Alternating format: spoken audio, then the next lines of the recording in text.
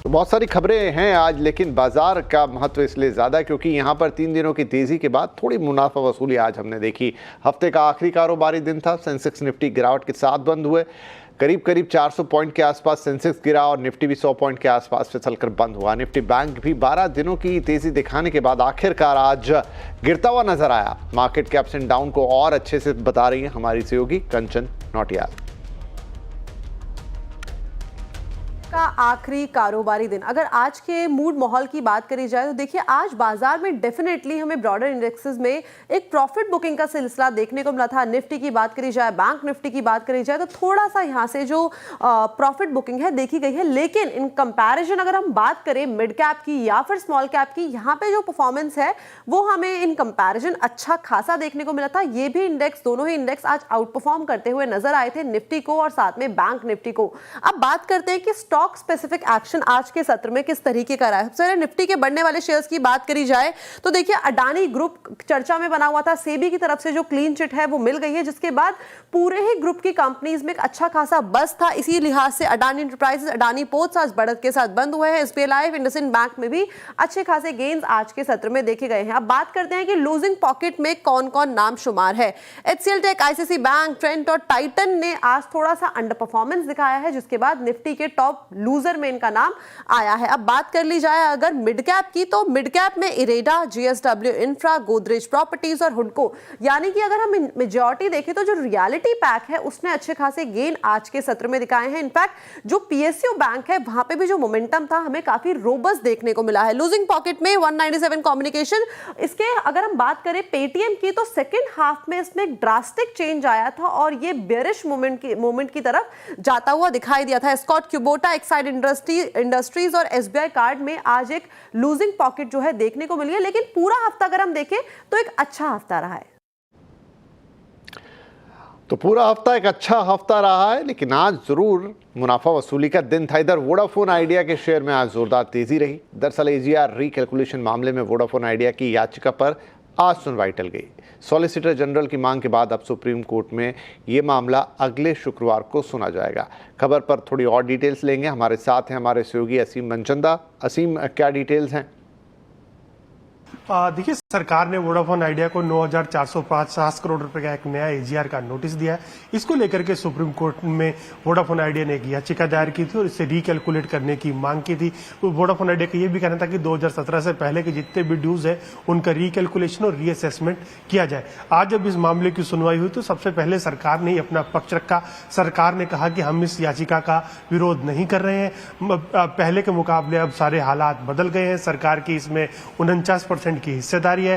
सरकार और कंपनी को सपोर्ट की जरूरत है और सुप्रीम कोर्ट के सहयोग से सुप्रीम कोर्ट के सपोर्ट से ये सहयोग वोडाफोन आइडिया को दिया जा सकता है। हालांकि सुप्रीम कोर्ट ने ये कहा कि हमको इस मामले को फाइनलिटी पर लेकर जाने की जरूरत है, लेकिन उसके बाद एसजी ने कहा कि इस मामले में भी फिलहाल सुनवाई को टाल दिया जाए और एक हफ्ते बाद इस पूरे मामले की सुनवाई की जाए। तो ये मामले की सुनवाई अभी 26 सितंबर तक के लिए टाल दी गई है। 26 सितंबर को वहां पर सुनवाई होगी। लेकिन जिस तरह से सरकार का एक पॉजिटिव रिस्पांस यहां पर निकल करके कंपनी के लिए आया तो बाजार एक राहत की एक्सपेक्ट कर रहा है कि वो आने वाले दिनों में वोडाफोन आइडिया को किसी तरह की कोई राहत मिल सकती है। एफआईआई इस बाजार में लौटते दिखाई दे रहे हैं। अगस्त के मुकाबले सितंबर में कई सेक्टर्स में उनका निवेश बढ़ा है, वहीं कुछ में अब भी बिकवाली दिख रही है। एफआईआई क्या खरीद और बेच रहे हैं, जानते हैं हमारे सहयोगी कंचन नौटियाल से। डेफिनेटली जो एफआईआईज की वापसी है हमें वो होती हुई मार्केट में दिखाई दे रही है। वीरू सर की भाषा में बोला जाए तो जो परदेसी है वो अब लौटते हुए यहाँ पे दिखाई दे रहे हैं। अगर हम सेक्टर स्पेसिफिक बात करें तो देखिए जो फिनेंशियल और आईटी सर्विसेज हैं वहाँ पे जो रुझान है वो हमें थोड़ा सा बदलता हुआ दिखाई दे रहा है। अगस्त में हमने देखा था कि यहाँ पे जो लार्ज नंबर ऑफ आउटफ्लो है वो देखा गया था, लेकिन सेंटिमेंट कहीं ना कहीं सुधरते हुए नजर आ रहे हैं। इनफैक्ट ऑटो की बात करी जाए, कैपिटल गुड्स, एफएमसीजी, यहाँ पे भी लगातार जो इनफ्लो है वो देखने को मिल रहा है।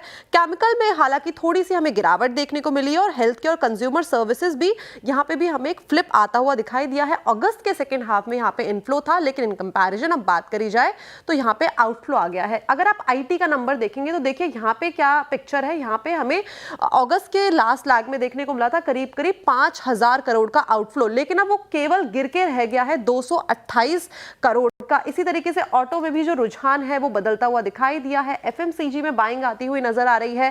फाइनेंशियल सर्विसेज का जो रुख है वो अच्छा खासा बदला है। करीबन 10,000 करोड़ की बिकवाली थी, उससे अब खरीदारी में जो एफआईआईज हैं वो लौट आए हैं। 185 करोड़ की यहाँ पे बाइंग हुई है। कैपिटल गुड्स का भी रुझान इस टाइम पे बाइंग साइड में बना हुआ है, लेकिन सेंटिमेंट थोड़े से वीक हुए हैं in comparison to last leg of August. आगे बढ़ते हैं और बाकी ये कुछ सेक्टर्स भी देखते हैं, जैसे कि consumer services, health care, reality, oil and gas. यहाँ पे जो रुझान है वो बिगड़ता हुआ हमें थोड़ा सा नजर आया है। इस टाइम पे अगर बात करी जाए हमें कंस्ट्रक्शन की, तो यहाँ पे एक जो सेंटिमेंट है वो न्यूट्रल है, लेकिन कंज्यूमर सर्विसेज यहाँ पे जो रुझान अगस्त के टाइम पे हमने देखा था वो नेगेटिव पॉजिटिव था, लेकिन इस टाइम पे नेगेटिव होता हुआ दिखाई दिया है। हेल्थ केयर में करीबन 700 करोड़ की खरीदारी थी, वो बिकवाली में बदल गई है। रियलिटी, ऑयल एंड गैस और टेलीकम्युनिकेशन की भी बात करी जाए तो यहाँ पे भी जो कंसर्न्स हैं बने हुए हैं, लेकिन अच्छी बात यह है कि जो फिनेंशियल और आईटी सर्विस जो मार्केट के लिए काफी ज्यादा ड्रामा बना हुआ था लास्ट कुछ टाइम में, वहां पे सेंटिमेंट्स पॉजिटिव है। तो अगले हफ्ते किन ट्रिगर्स पर चल सकता है बाजार और किन अहम वीकेंड्स और आंकड़ों पर रहेगी बाजार की नज़र, यहाँ पर कंचन ने हमें बताया। और ये वो सारी चीज़ें थी जो कि बाजार के लिए काफ़ी अहम रहने वाली हैं, और ये वो सब बातें थी जो कंचन अभी हमें बता रही थी और एफआईआईज की बात कर रही थी। लेकिन अगले हफ्ते के जो ट्रिगर्स हैं वो भी इम्पॉर्टेंट है, वो भी सुन लेते हैं।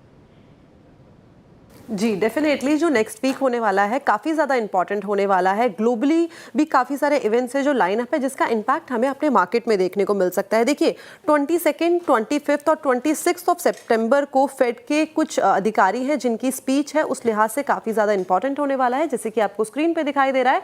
22 सितंबर को FOMC के जो कुछ है उनका स्पीच है, और साथ ही साथ इसके अलावा सर्विस PMI का भी जो डेटा है वो आपको आता हुआ दिखाई देगा। मैन्युफैक्चरिंग PMI का जो डेटा है वो आपको 23 ऑफ सितंबर को आता हुआ दिखाई देगा। यूएस में भी मैन्युफैक्चरिंग और सर्विस PMI का डेटा आपको 23 ऑफ सितंबर को ही आता हुआ दिखाई देगा। अगर बाजार के लिहाज से बात करी जाए तो यहाँ पे पिडिलाइट इंडस्ट्री का बोनस शेयर आने वाला है 1:1 में, और साथ ही साथ टाइम टेक्नोप्लास्ट का भी 1:1 में आपको बोनस शेयर जो है वो आता हुआ दिखाई देगा। आगे बढ़ते हैं, 24 सितंबर की सीधे बात कर लेते हैं। यहाँ पे बैंक ऑफ जापान का जो कोर CPI का डेटा है आपको इसी दिन दस्तक देता हुआ दिखाई देगा, और साथ में अगर यूएस की बात करी जाए तो यहाँ पे जो न्यू हाउस सेल्स का डेटा है वो भी आपको 24 ऑफ सितंबर को आता हुआ नजर आएगा। 25 सितंबर की अगर बात करी जाए तो यहाँ पे जो जापान की मॉनेटरी पॉलिसी है उसके मिनट्स आने वाले हैं, उस लिहाज से काफी ज्यादा इंपॉर्टेंट ये इवेंट होने वाला है। अमेरिका के जो जॉबलेस क्लेम का डेटा है वो इस दिन आने वाला है, साथ में अमेरिका की GDP का डेटा और घरों की बिक्री के जो आंकड़े हैं वो भी 25 सितंबर को दस्तक देंगे। आगे बढ़ा जाए 26 सितंबर की अगर बात करी जाए तो यहाँ पे इंडियन बैंक की जो लोन और डिपॉजिट ग्रोथ है उसका डेटा आने वाला है, और साथ में जो फॉरेन एक्सचेंज का डेटा है वो भी आपको 26 सितंबर को आता हुआ दिखाई देगा। तो इकोनॉमिक वे में देखा जाए तो काफी सारे की इंपॉर्टेंट ट्रिगर्स हैं जो बाजार में जिसकी नजर रहेगी। जी, करोड़पतियों की संख्या देश में तेजी से बढ़ रही है। कौन से शहर में सबसे ज्यादा करोड़पति हैं, कैसे उन्होंने अपनी वेल्थ कमाई, ये सब कुछ बता रहे हैं हमारे सहयोगी आशीष चतुर्वेदी। देश में देखें तो ये जो करोड़पति हैं, एक्चुअली इन्हें करोड़पति कहना सही नहीं होगा, ये मिलियनर है, लेकिन पैसे रुपये वाले मिलियनर नहीं है, डॉलर मिलियनर है। इनकी संख्या अगर आप देखें तो लगातार बढ़ती जा रही है। वैसे तो काफ़ी लोगों को अंदाज़ा लग चुका होगा कि कौन सा ऐसा शहर है जहाँ पर सबसे ज़्यादा करोड़पति हैं, डॉलर मिलियनर है, लेकिन डेटा आपको बता देता हूँ। देश में अगर आप देखें तो तकरीबन 8.7 लाख मिलियनर घराने हैं, फैमिलीज़ हैं जिनकी नेटवर्थ या एसेट्स अगर आप देखें तो तकरीबन 8.5 करोड़ से ऊपर की है। लेकिन पिछले 4 साल में देखें तो ये आंकड़ा 90% बढ़ा है। इनफैक्ट काफ़ी सारी फैमिलीज ऐसी हैं जो इसमें पिछले 4 साल में इस टॉप कैटेगरी में एंटर की है। तकरीबन हर 30 मिनट में एक परिवार इस लिस्ट में शामिल हुआ है, और ख़ास तौर पर अगर आप देखें तो 2017 से लेकर 2025 के बीच में तकरीबन जो ज़बरदस्त बढ़त देखने को मिली, इसके पीछे स्टॉक मार्केट का भी बड़ा हाथ है, क्योंकि वैल्यूएशन सर्ज हुई हैं, स्टॉक्स बढ़े हैं, तो नेटवर्थ भी अगर आप देखें तो करोड़पतियों की या डॉलर मिलियनर्स की ज़बरदस्त बढ़ी है। एक बार डेटा आपके सामने लेकर आता हूँ किस प्रकार से लिस्ट लगातार बढ़ती गई है। और भारत में अगर आप देखें, हालांकि टोटल पॉपुलेशन के हिसाब से तो ये बहुत छोटा सा आंकड़ा है, लेकिन ये अच्छी चीज़ है कि यहाँ पर लोग ज़्यादा पैसा कमा रहे हैं। अब आप देखिए 2021 में 4.58 लाख, ये तकरीबन अगर आप देखें तो इतनी फैमिलीज थी जिनके पास 8.5 करोड़ से ज़्यादा की नेटवर्थ थी। अब ये आंकड़ा 8.7 लाख के करीब पहुंच चुका है, यानी 8,70,000 घराने या फैमिलीज ऐसी हैं जो करोड़पति हैं, डॉलर मिलियनर्स हैं। अब सीधे इसके ऊपर आते हैं कि कौन सा शहर ऐसा है जहां पर सबसे ज़्यादा पैसे वाले हैं भारत में।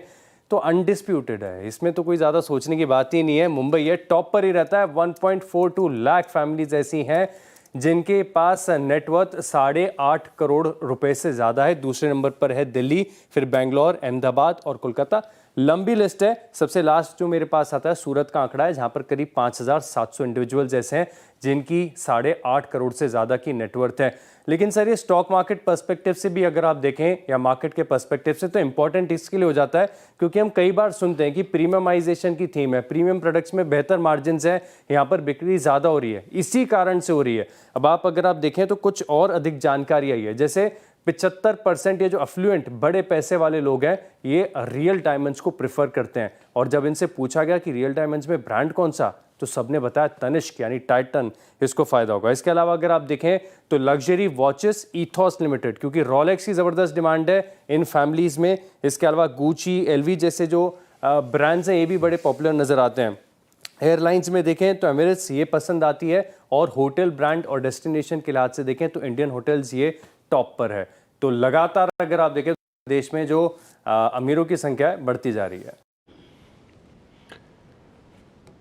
बिना रजिस्ट्रेशन ड्रोन उड़ाना महंगा पड़ सकता है। विमानन मंत्रालय ने civil drone promotion and regulation bill का ड्राफ्ट जारी किया, जिसमें पहली बार ड्रोन के इस्तेमाल के लिए जेल और जुर्माने जैसी सजा का प्रावधान किया गया है। ज़्यादा जानकारी के लिए बात करेंगे अपने संवाददाता रोहन सिंह से। तो रोहन, क्या अब ड्रोन उड़ाने पर जेल भी हो सकती है?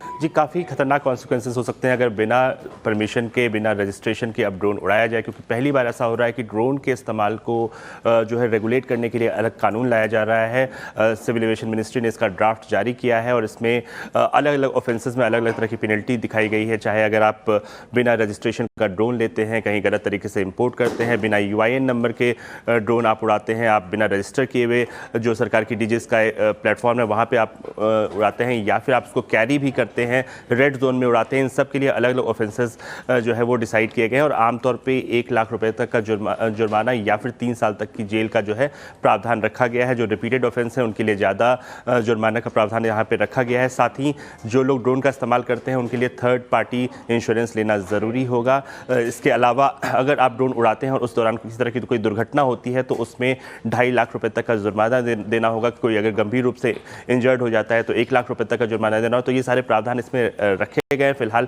अलग अलग स्टेक होल्डर्स इस पर जो है राय ली जा रही है, और ये पहली बार होगा क्योंकि इससे पहले एयरक्राफ्ट एक्ट के तहत ड्रोन का इस्तेमाल को रेगुलेट किया जाता था, लेकिन अब ड्रोन के लिए खास तौर पे एक अलग कानून आ रहा है। जी शुक्रिया रोहन।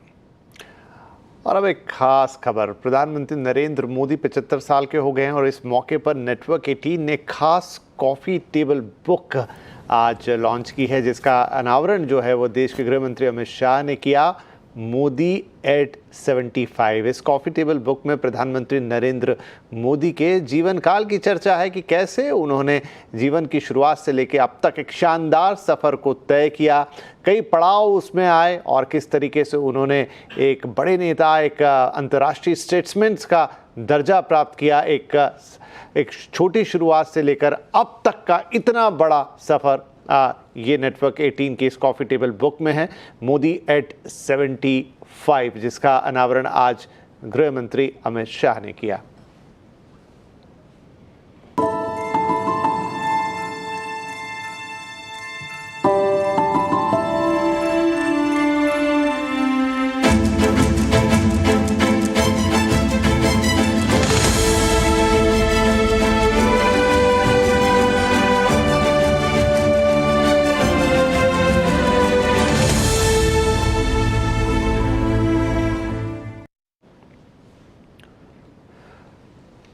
राहुल गांधी ने एक बार फिर से वोट चोरी के मुद्दे को गरमाया है। राहुल गांधी ने सोशल मीडिया साइट एक्स पर आज पोस्ट करके लिखा कि देश के युवा, देश के जेनजी संविधान को बचाएंगे और वोट चोरी को रोकेंगे। इस पर सत्ता पक्ष जमकर हमला भी बोल रहा है। सत्ता दल का कहना है कि राहुल ऐसी बातें करके देश के युवा को भड़काना चाहते हैं और देश में बांग्लादेश और नेपाल जैसे हालात पैदा करना चाहते हैं।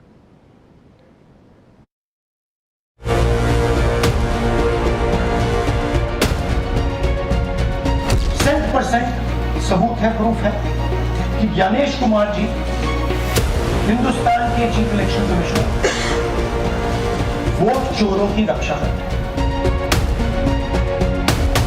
तो हमारी डिमांड है, ज्ञानेश कुमार जी, आप अपना काम कीजिए। आपने उठ दिया है, आप हिंदुस्तान के चीफ इलेक्शन कमिश्नर हैं। आप कर्नाटक की सीआईडी को ये सबूत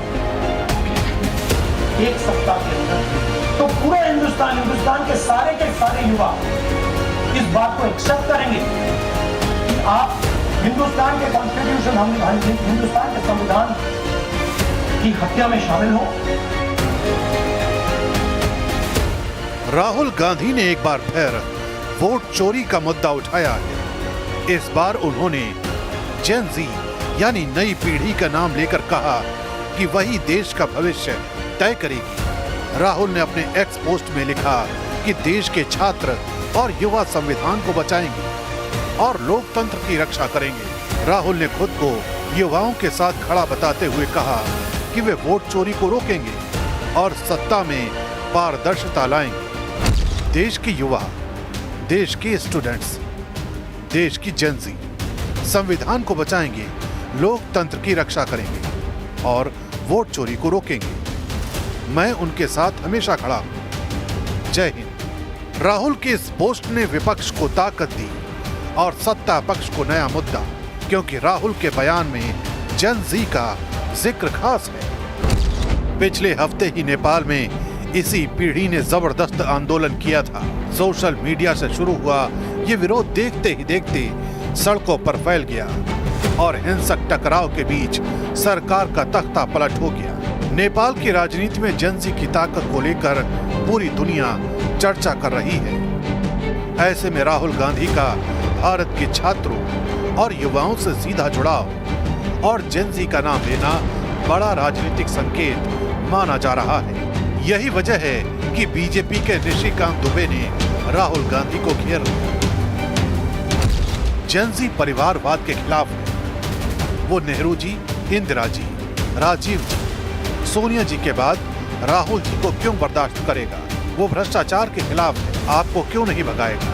वो बांग्लादेश में इस्लामिक राष्ट्र तथा नेपाल में हिंदू राष्ट्र बनाना चाहता है।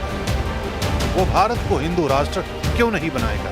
देश छोड़ने की आप करो तैयारी। समाजवादी पार्टी राहुल गांधी के समर्थन में उतर आई। समाजवादी पार्टी के नेता आईपी सिंह ने कहा कि लोकतंत्र की रक्षा के लिए जेन ज़ी क्रांति की जरूरत है। उन्होंने दावा किया कि अब देश का युवा अपने अधिकारों के लिए जाग चुका है और राहुल गांधी का आह्वान सही समय पर आया है। उधर बीजेपी के प्रदीप भंडारी ने भी राहुल गांधी के बयान पर जोरदार हमला बोला है। सोशल मीडिया प्लेटफॉर्म एक्स पर उन्होंने लिखा, राहुल गांधी भारतीय लोकतंत्र के लिए खतरनाक है। राहुल गांधी एक वंशवादी नेता है जिन्हें ये देखकर जलन हो रही है कि भारत का युवा देश के विकास और आर्थिक तरक्की में योगदान दे रहा है। राहुल गांधी अपने घुसपैठिया बचाओ कैंपेन के जरिए लोगों को भड़काना चाहते हैं। राहुल गांधी एंटी इंडिया ताकतों के पोस्टर बॉय हैं। राहुल गांधी का रिमोट बॉर्डर के उस पार है। देश को राहुल के खतरनाक और बुरे इरादों से सावधान रहना चाहिए।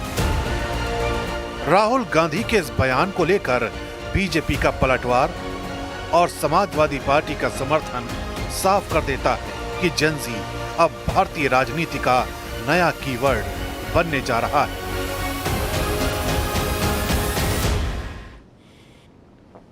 इस पूरे मामले पे बीजेपी नेता रविशंकर प्रसाद ने राहुल गांधी पर तीखा हमला बोला है। उन्होंने कहा कि राहुल लगातार झूठ बोल रहे हैं और तथ्यों को तोड़ मरोड़ कर पेश कर रहे हैं। राहुल ने विपक्ष के नेता के पद की गरिमा को भी गिरा दिया है। झूठ बोलना, गलत आरोप लगाना, तथ्यों को तोड़ मरोड़ कर प्रस्तुत करना, ये राहुल गांधी की फितरत हो गई है। और राहुल गांधी ने विपक्ष के नेता के पद को की गरिमा को गिराया। I repeat, Rahul Gandhi by repeatedly making false, misleading and mischievous allegations has sought to lower the dignity of the leader of opposition. Delhi university student union यानी दूसू इलेक्शन की वोट काउंटिंग आज पूरी हुई। एबीवीपी के आर्यमान प्रेसिडेंट बने हैं। आर्यमान ने एनएसयूआई की जोसलीन नंदिता चौधरी को 16,000 से ज़्यादा वोटों से हराया। 4 में से 3 पद एबीवीपी ने जीते हैं। वाइस प्रेसिडेंट पद पर एनएसयूआई के राहुल झांसला ने करीब 30,000 वोटों के साथ एबीवीपी के गोविंद तंवर को हरा दिया। वहीं एबीवीपी के कुणाल चौधरी सचिव और दीपक झा संयुक्त सचिव बनी हैं। दीपिका झा, माफ़ कीजिएगा। ठीक है, सारे स्टूडेंट्स को बहुत बहुत धन्यवाद करता हूँ कि आपने मेरे को आर्यमान को अध्यक्ष पद जिताया। साथ ही साथ मैं ये बताना चाहता हूँ, आपकी बार अखिल भारतीय विद्यार्थी परिषद 4 में से 3 सीट जीती। मैं अध्यक्ष पद पे जीता, भाई कुणाल चौधरी सेक्रेटरी पद पे जीता, भाई दीपिका बहन जॉइंट सेक्रेटरी पद पे जीती। तो मैं आप सभी को ये बताना चाहता हूँ कि अब की बार का डूसू एबीवीपी की तरफ से जो डूसू जीता है वो बहुत ही अच्छा काम करेगा। पूरा साल भर हम ग्राउंड पे रहेंगे, पूरा साल भर स्टूडेंट्स की मदद करेंगे। बहुत बहुत धन्यवाद दिल्ली विश्वविद्यालय के स्टूडेंट्स को मैं देना चाहता हूं कि आप सब लोगों ने हमें जिताया, अखिल भारतीय विद्यार्थी परिषद पे विश्वास करा और 3-0 से विजयी बनाया। बहुत बहुत धन्यवाद। और यहाँ पे लेंगे एक छोटा सा ब्रेक। ब्रेक के बाद कुछ और खबरें आपके लिए।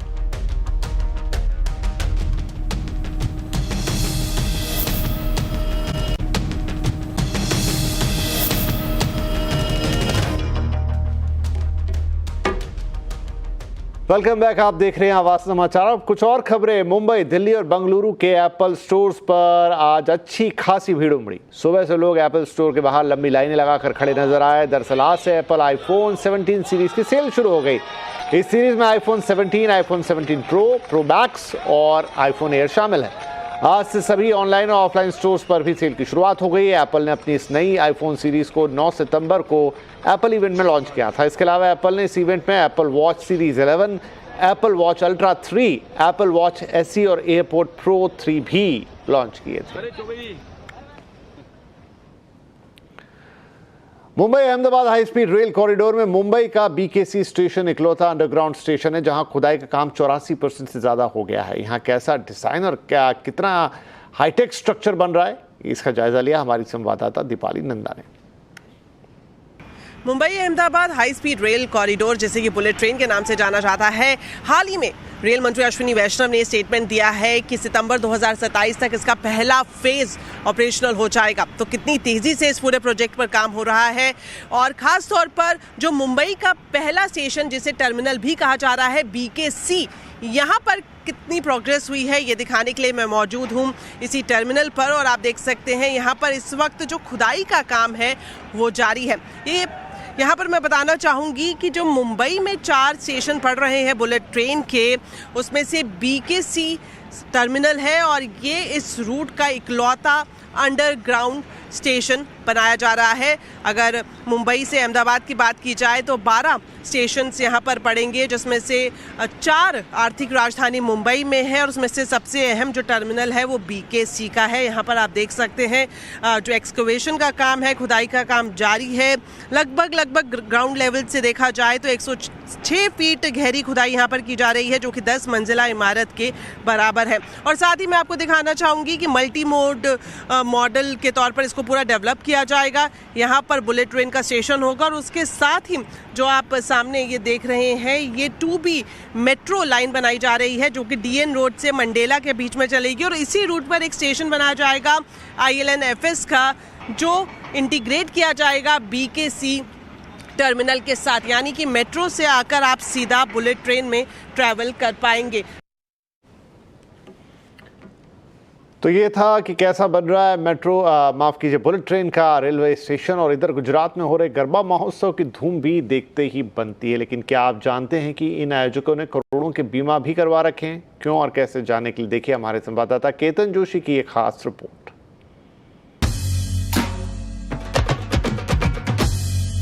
गुजरात के बड़े शहरों में हर साल हजारों लोग एक साथ गरबा करते हैं। 4 से 5 घंटे तक नृत्य, खाना और परिवार के साथ खुशी के पल बिताते हैं।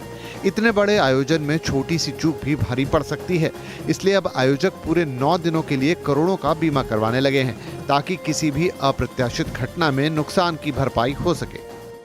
जनरली हम लोग राजपथ क्लब हर साल 5 करोड़ का इंश्योरेंस लेती है, लेकिन इस साल PCLM ने 5 करोड़ और 2.5 करोड़ पे एक्स्ट्रा ऐसा करके 7.5 करोड़ का इंश्योरेंस लिया है। मैं 16 साल से इवेंट कर रहा हूँ और 16 साल से आज तक कोई ऐसी इवेंट नहीं कि जिसमें मैंने इंश्योरेंस नहीं लिया है, क्योंकि इंश्योरेंस से बगैर हम लोग कभी इवेंट करते ही नहीं है, चाहे वो शादी की इवेंट हो या कॉरपोरेट इवेंट हो या वेडिंग हो या गरबा हो, विदाउट इवेंट हम लोग करते ही नहीं है। इस साल गुजरात भर में गरबा आयोजकों ने करीब 150 से 200 करोड़ रुपए का बीमा करवाया है, जिसका मकसद साफ है कि अगर किसी अप्रत्याशित घटना या दुर्घटना की स्थिति बनी तो बीमा राशि से प्रभावित लोगों को उचित मुआवजा दिया जा सके, जो सुरक्षा के लिहाज से एक सराहनीय कदम है। और अब तो गरबा खेलने वाले भी इस सुरक्षा कवर को लेकर काफी जागरूक हैं। हम वही जगह पे वेन्यू में प्रेफर करेंगे जहाँ पे इंश्योरेंस वहाँ का लिया हुआ, एज बिकॉज कुछ भी इमरजेंसी आता है, कुछ किसी को इंजरी हो जाती है, तो वहाँ एटलीस्ट हम सेफ एंड सिक्योर रहें। दुर्घटनाएं हों ये जरूरी नहीं, लेकिन बीमा कवर होने से आयोजक मन से निश्चिंत होकर गरबे का आयोजन करते हैं। करोड़ों की बीमा के साथ गुजरात के आयोजन अब और भी सुरक्षित और आत्मविश्वास से भरपूर हो गए हैं। नवरात्रि का आयोजन इतने बड़े पैमाने पर हो रहा है कि अब इंश्योरेंस आवश्यक हो गया है। अब तो खेलैयाओं को भी पूछना चाहिए कि जिस पंडाल ने इंश्योरेंस लिया है वहीं पर हम गरबा खेलेंगे। केतन जोशी, अहमदाबाद। और इसी के साथ आवाज समाचार के इस एडिशन में इतना ही, लेकिन CNBC आवाज पर आपके लिए बहुत सारी खास पेशकशें और कल है वीकेंड, ढेर सारी चीज़ें होंगी, वहां पर ज़रूर देखिएगा और हमारे सोशल मीडिया प्लेटफॉर्म को विजिट कीजिएगा। एक क्लिक पर आपको बहुत सारी इंटरेस्टिंग चीज़ें एक जगह मिलेंगी। नमस्कार।